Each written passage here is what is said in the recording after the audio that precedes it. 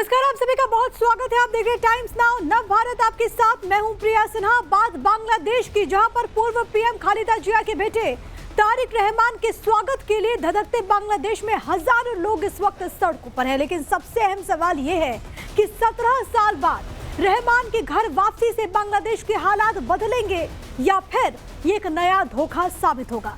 सबसे पहले बड़ी खबर आप तक बताते चले कि बांग्लादेश पहुंचे तारिक रहमान का जोरदार स्वागत होता है।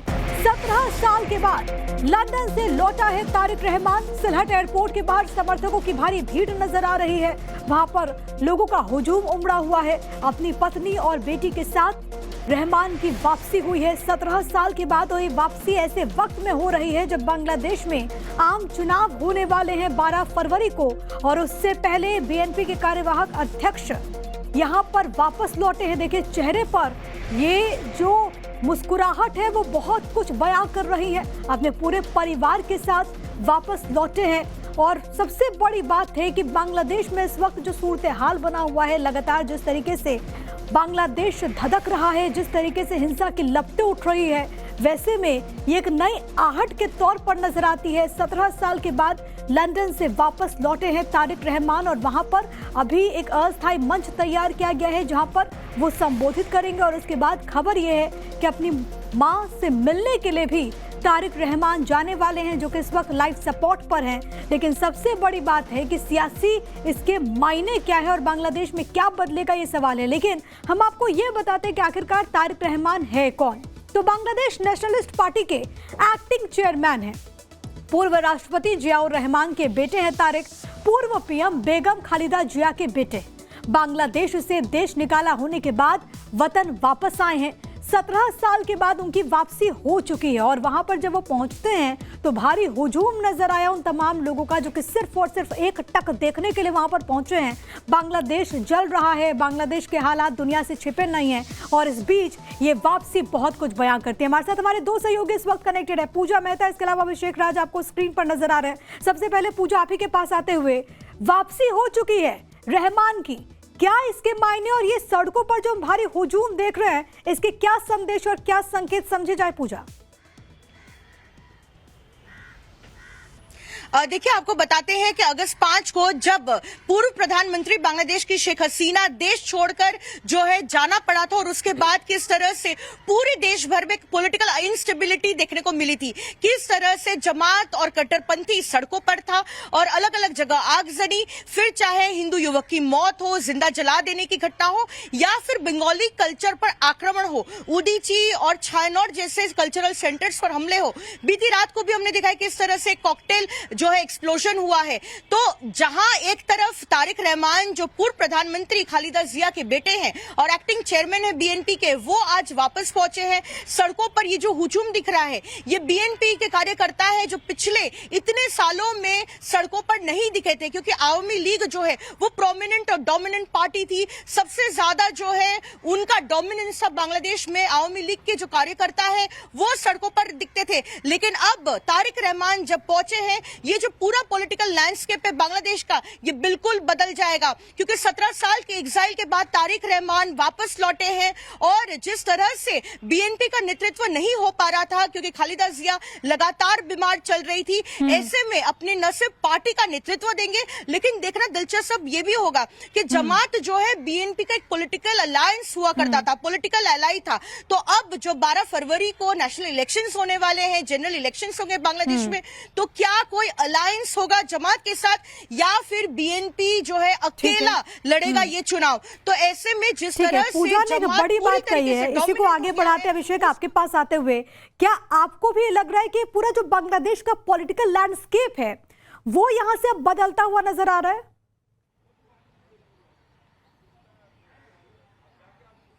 देखिए, बिल्कुल लैंडस्केप बदलेगा, क्योंकि अगर आप इतिहास को देखें, चाहे तारिक रहमान की देखें या फिर खालिदा जिया की देखें, साल 2018 से लेकर और 2025, अब मैं अगर कहूं आपको तो बहुत समीकरण बांग्लादेश में बदले हैं। और जब से शेख हसीना भारत आई हैं और जब से अवामी लीग को बैन किया गया है, इसके बाद से ये लग रहा है, कयास लगाए जा रहे थे कि कोई एक ऐसा चेहरा बिल्कुल बांग्लादेश में लाया जाएगा, या तो प्लांट करके लाया जाएगा या फिर किसी तरीके से जो है उसको बॉन्ड करने की कोशिश की जाएगी ताकि ये लगे कि डेमोक्रेटिकली जो है वो बांग्लादेश के अंदर इलेक्शंस करवाए जाएंगे। अवामी लीग को बैन किया गया है, चुनाव नहीं लड़ सकती। ऐसे में बीएनपी को अगर हम कहें तो मोहरा बनाकर एक तरीके से जो पीछे शक्तियां जो प्लान कर रही हैं वो बिल्कुल कोशिश करेंगी। अभिषेक इस वक्त कनेक्टेड है, हम जरा उनसे भी अपने दर्शकों का परिचय करवा दें। हमारे साथ इस वक्त कॉमोडोर जीजे सिंह इस वक्त मौजूद है सिक्योरिटी एक्सपर्ट के तौर पर। सर, आपका बहुत स्वागत करते हैं। और सर, आपसे सीधा सवाल यही कि जिस तरीके से बांग्लादेश में हालात बने, शेख हसीना तख्ता पलट होना और उसके बाद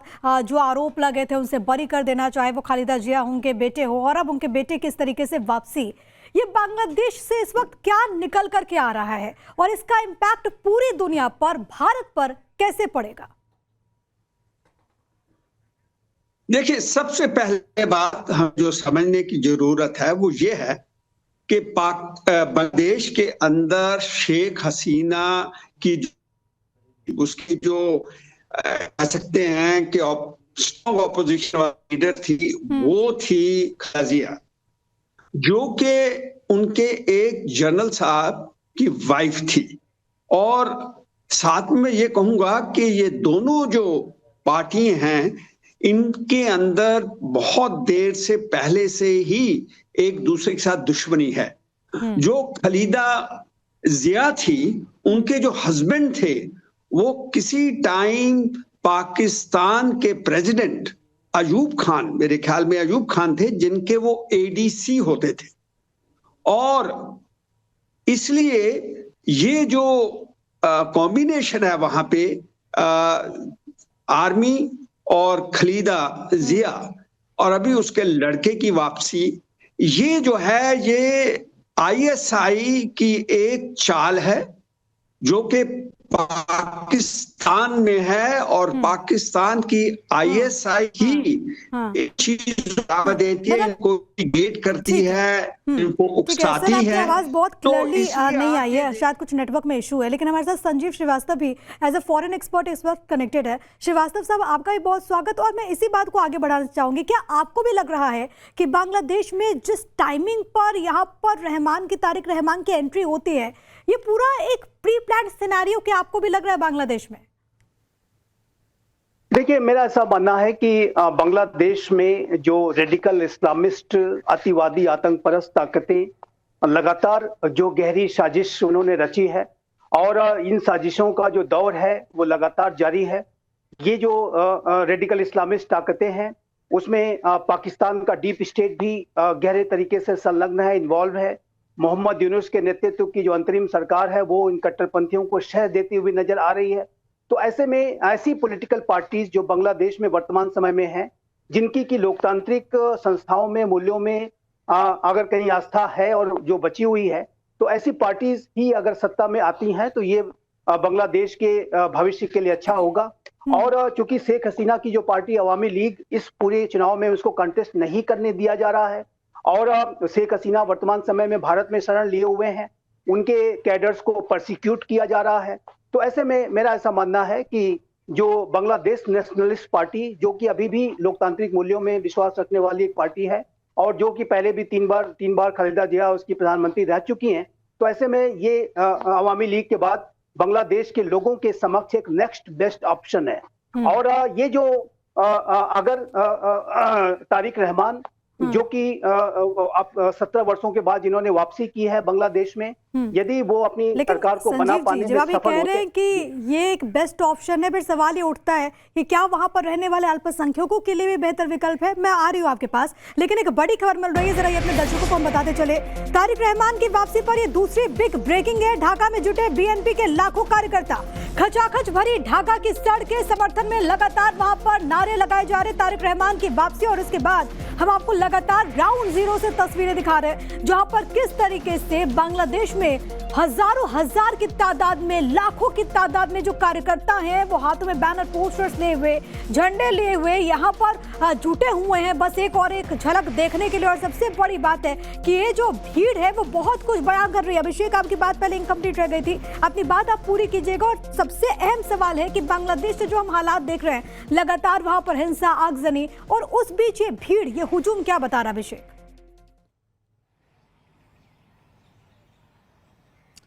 देखिए बिल्कुल लाखों की जो ये भीड़ आई है वो अपने आप में एक मैसेज देने की कोशिश की जा रही है। अवामी लीग इस बार कहीं भी चुनाव में आपको नजर नहीं आएगी, बैंड है। ऐसे में ये दिखाने की कोशिश नहीं की जा रही है कि जो तारिक रहमान हैं इनकी बांग्लादेश में वापसी कराकर डेमोक्रेटिक इलेक्शन, जिसकी बात लगातार चाहे यूनुस खान करते आ रहे हो, लेकिन बांग्लादेश के हालात क्या है किससे छिपे हुए नहीं है। जिस तरीके से जो इस्लामिक कट्टरपंथता वहां पर फैल रही है और जो तमाम सड़कों के ऊपर जो प्रदर्शन हो रहे हैं उसको एक इंटरनेशनल, मुझे लगता है कि एक इंटरनेशनल प्लेटफॉर्म पे डेमोक्रेटिक इलेक्शन जिसकी बात कही जा रही है जो फरवरी में होने वाला है, उसको दर्शाने के लिए तारिक रहमान की ये जो पूरी वापसी है वो कहीं ना कहीं इशारा करती है। ये जो समर्थक है, ये समर्थकों के बीच में जाकर तारिक क्या संदेश देना चाहेंगे, क्योंकि समझिए 2008 में ये एक्टिंग चेयरमैन बने थे, एक्टिंग प्रेसिडेंट बने थे और तब से ये बीएनपी की कमान संभाले हुए हैं। ये लंदन में थे, लंदन से लगातार कोऑर्डिनेट कर रहे थे और अब जब इनकी वापसी हुई है बहुत तो दिलचस्प वापसी में होगा क्या कि अपने संदेश राष्ट्र है, के नाम पहले संबोधन में वो क्या कहते हैं।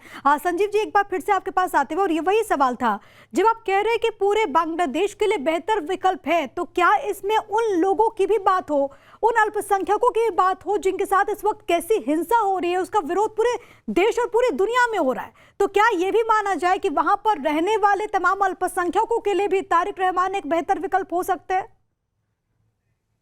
देखिए, अब ये जो आपने बहुत ही महत्वपूर्ण प्रश्न उठाया है, और तारिक रहमान जो कि 17 वर्षों के बाद स्वदेश वापसी कर रहे हैं, और उनका जो मेन जो कंटेस्ट है इन इलेक्शंस में वो इन कट्टरवादी जो ताकतों के साथ ही है, जमाते इस्लामी बांग्लादेश और एनसीपी नामक एक जो कट्टरवादी संगठन है। ये अवश्य है कि बांग्लादेश नेशनलिस्ट पार्टी कभी इस जमाते इस्लामी के साथ उसका गहरा और दशकों पुराना अलायंस रहा है और उनके आपस में संपर्क रहे हैं, लेकिन अब स्थितियां बदल गई हैं और इन नई स्थितियों में जो बांग्लादेश नेशनलिस्ट पार्टी की जो पोस्चरिंग है वो कट्टरवादी तत्वों के खिलाफ है। तो ऐसे में अब देखना होगा कि तारिक रहमान किस तरीके का संदेश बांग्लादेश ये की देखना जनता को बहुत देते हैं। इंपॉर्टेंट, और मुझे लगता है कि पूरी दुनिया की निगाह इस वक्त इस चीज पर है। मैं आ रही हूँ आपके पास, लेकिन फिलहाल हमारे साथ ढाका से पत्रकार फारूक नीपू इस वक्त कनेक्टेड है। मैं आपसे समझना चाहूंगी, बांग्लादेश और बांग्लादेश की जनता इस वक्त तारिक रहमान की 17 साल के बाद वापसी को कैसे देख रही है? उसके लिए ये बहुत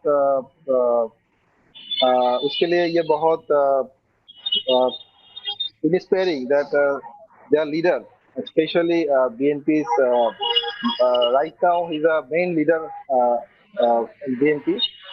Lots of people waiting for them, and Dhaka ने बहुत शानदार स्टेज बनाया गया for Tariq Rahman, and people accepted him very very well. क्योंकि 12 फरवरी को वहां पर आम चुनाव भी होने हैं, तो क्या आपको लगता है कि रेस में इस वक्त सबसे आगे तारिक रहमान है पीएम फेस के तौर पर? Yeah. Okay. I'm trying to. Right now, I'm in my smartphone, so that's why. मैं आपकी प्रश्नों को समझ नहीं पाया. Can you ask me again, please, question? मैं आपसे पूछ रही हूँ कि बांग्लादेश में चुनाव होने वाला है 12 फरवरी को, और ऐसे में अगर तारिक रहमान वापस आते हैं तो क्या एज अ पीएम कंटेंडर भी उनको देखा जा रहा है? बांग्लादेशी लोगों ने उनको नेक्स्ट पीएम ड्रीम कर रहा है। ओके, तो मैं within 1 or 2 days he can take his NID from Nirbachan Commission, and people, lots of people in Bangladesh trust that he will the next PM in Bangladesh. But चीजें कैसे बदलेंगी फारूक, क्योंकि अब बांग्लादेश में पूरी दुनिया देख रही है कि कैसे वहां पर अल्पसंख्यकों को टारगेट किया जा रहा है, कैसे वहां पर जो बड़े बड़े मीडिया हाउसेज हैं उन पर भी अटैक की खबरें सामने आई। अब आप क्या उम्मीद कर रहे हैं, मतलब बांग्लादेश के नागरिक होने के नाते आपकी क्या एक्सपेक्टेशंस हैं तारिक रहमान से? Lots of information, कई इंफॉर्मेशन राइट और कई है रॉन्ग है। जो भी वर्ल्ड को बांग्लादेश से इंफॉर्मेशन जा रहा है ये सब ठीक नहीं है। एंड क्या इंफॉर्मेशन रॉन्ग है तारिक? फारूक, आप बोल रहे हैं किसी पहले आप बोल रहे हैं ये आतंकवादी है और नहीं, मैं जो तो मौलवादी उत्थान है ये ठीक नहीं है, मैं तो आपसे बस मैंने तो आतंकवाद का शब्द का जिक्र ही नहीं किया फारूक। मैं बस ये पूछ रही हूँ कि आप लोगों के बांग्लादेश के सिटीजन होने के नाते क्या एक्सपेक्टेशन है तारिक से? Definitely, we expect good governance, and in corruption in Bangladesh is very highly in Bangladesh. So, as a citizen, as a journalist, I want from him a non-corrupt country. That's it. And people also expect from BNP and Tariq Rahman. ठीक है, मैं संजीव जी आपके पास अब आना चाहूंगी और screen पर क्योंकि कॉमोडोर जीजे सिंह भी मुझे नजर आ रहे हैं। लेकिन संजीव जी, वहां पर जो बांग्लादेश के लोग, और जैसा कि फारूक साहब ने अपनी बात में जिक्र किया कि बहुत उम्मीदें हैं तारिक रहमान से और सबको लग रहा है कि अगर तारिक रहमान आते तो हालात बांग्लादेश के सुधरेंगे। देखिए, तारिक रहमान से बांग्लादेश के लोगों को बड़ी उम्मीदें हैं, इसमें कोई दो राय नहीं है। क्योंकि बांग्लादेश में अगर लोकतंत्र को बचाना है तो ऐसी पार्टीज को प्रभावी भूमिका में आना होगा, सरकार बनानी होगी कि जो कि लोकतांत्रिक संस्थाओं को मजबूत करने का कार्य कर सकते हैं। और ये जो एक्सपेक्टेशन है ये जमाते इस्लामी तो पूरा नहीं कर सकती। एनसीपी जो नेशनल सिटीजन पार्टी है, जो कि कट्टरपंथियों का ही के विचारों के आधार पर जो पार्टी आई है, जो नई पार्टी है, वो ऐसा पूरा नहीं कर सकती। वो जाहिर है कि पाकिस्तान के डीप स्टेट के स्टूज के तौर पर सामने आएगी। और ये जो कट्टरपंथी हैं वो तो यही चाहते हैं कि हमारा जो पूरा दबदबा है वो सरकार बना करके भी पूरा हो जाए। तो ये मेरा मानना है कि बांग्लादेश के लोकतंत्र के भविष्य के लिए ये अच्छा डेवलपमेंट होगा यदि लोकतांत्रिक मूल्य में विश्वास रखने वाली कोई पार्टी, जो कि वर्तमान समय में जाहिर है कि अवामी लीग को कॉन्टेस्ट नहीं करने दिया जा रहा है और ये दुर्भाग्यपूर्ण है। और बेहतर तो अच्छा ये होता कि अवामी लीग भी कॉन्टेस्ट करती, लेकिन जाहिर है कि वर्तमान की जो परिस्थितियां हैं उसमें शेख हसीना देश में मौजूद नहीं है और अवामी लीग को प्रोसिक्यूट किया जा रहा है, तो ये दुर्भाग्यपूर्ण है। लेकिन जो नेक्स्ट, जैसे मैंने कहा कि नेक्स्ट बेस्ट ऑप्शन के तौर पर बांग्लादेश के लोगों के समक्ष बांग्लादेश नेशनलिस्ट पार्टी ही है। और जो बांग्लादेश के हमारे मित्र जुड़े हुए हैं, मैं उनसे सहमत हूं कि बांग्लादेश में यदि तारिक रहमान जो अगली सरकार बना पाने में सफल होते हैं तो ये बांग्लादेश के भविष्य के लिए अच्छे संकेत होंगे, वहां के लोकतंत्र के लिए अच्छे संकेत होंगे। और मेरा ऐसा मानना है खालिदा जिया, जो कि उनकी माताश्री हैं और वो 3 बार बांग्लादेश के कमान को संभाल चुकी हैं, उनके इस समय में भारत और बांग्लादेश के संबंध, जाहिर है कि अगर उसकी तुलना हम शेख हसीना से करें तो उनके खालिदा जिया के कार्यकाल के दौरान भारत और बांग्लादेश के संबंधों में अनेक तनाव के क्षण भी आए और ये हम सब जानते हैं। लेकिन जैसा कि मैंने कहा कि खालिदा जिया का जो ऑप्शन है वो तो भारत के लिए बेस्ट ऑप्शन था, लेकिन जो नेक्स्ट बेस्ट है और वो बांग्लादेश की जनता के लिए भी और पूरे क्षेत्र के लिए भी, भारत के लिए भी, वो तारिक रहमान ही है। तो अब देखना होगा कि तारिक रहमान। ठीक है संजीव जी, लेकिन फारूक, क्या आपको नहीं लगता, और जिस बात का जिक्र लगातार हो रहा है, क्या आपको नहीं लगता कि हेल्दी डेमोक्रेसी में अच्छा है कि पक्ष और विपक्ष दोनों मिलकर के यहाँ पर चुनाव लड़े? एक पार्टी बैन है, दूसरी पार्टी, कोई विकल्प ही नहीं है बांग्लादेश की जनता के सामने। आपकी बात सही है, लेकिन situation in Bangladesh right now ये नहीं है, because after the revolution, lots of people they don't want Awami regime, and also the ruling government they also don't want in Awami League. They participate in election. People ये नहीं चाहता, so that's why maximum people in Bangladesh उन्होंने चाहता है ऐसा leader who is like Tariq Rahman, and he also maybe after a good government, एक good सरकार आने की बाद maybe democracy will play a good role. ये बांग्लादेशी ऑल बांग्लादेशी को परसेप्शन। नीपू, क्योंकि वहां से जो तस्वीर सामने, और जिसका जिक्र मैं भी कर रही थी पहले, कि मीडिया रिपोर्ट्स में कहा गया कि वहां के मीडिया हाउसेस को निशाना बनाया गया है, कहा यह भी गया कि वहां पर जो जर्नलिस्ट हैं उनको ही बाकायदा धमकी मिली है। तो ऐसे में एज ए जर्नलिस्ट क्या आप चाहते हैं, आपकी एक्सपेक्टेशंस क्या है तारिक से? इसीलिए हमारे लिए election is very important. Bangladeshi को लिए election is very important. After election, after a democratic party will come, then maybe situation will be easy. And right now there is no strong government in our country. That's why media is attacking. मतलब वहां पर एक मजबूत नेतृत्व नहीं है, ये आप कह रहे हैं, इसी वजह से मीडिया पर हमला हो रहा है। हाँ, Exactly. लेकिन फारूक एक चीज़ और भी है, क्योंकि अभी जो हालात हमने देखे बांग्लादेश के, वहाँ पर किस तरीके से जो कट्टरपंथी है उन्होंने जिस तरीके से अल्पसंख्यकों पर टारगेट किया, जिस तरीके से हमले वहाँ पर हुए, जिस तरीके से मंदिरों को निशाना बनाया गया, ऐसे में क्या आपको नहीं लगता कि तारिक रहमान के लिए भी चीज़ें इतनी आसान नहीं होंगी, बहुत चैलेंजेस भी होंगे उनके रास्ते में? चैलेंज तो बहुत होगा, लेकिन ये कोरोना हमला करा है, ये इन्वेस्टिगेशन हो रहा है। आफ्टर इन्वेस्टिगेशन हम बोल सकता ये आतंकवादी और आतंकवादी ठीक है, हम उम्मीद तो यही करेंगे कि बांग्लादेश में हालात सुधरे। आप सभी का बहुत धन्यवाद हमारे साथ जुड़ने के लिए।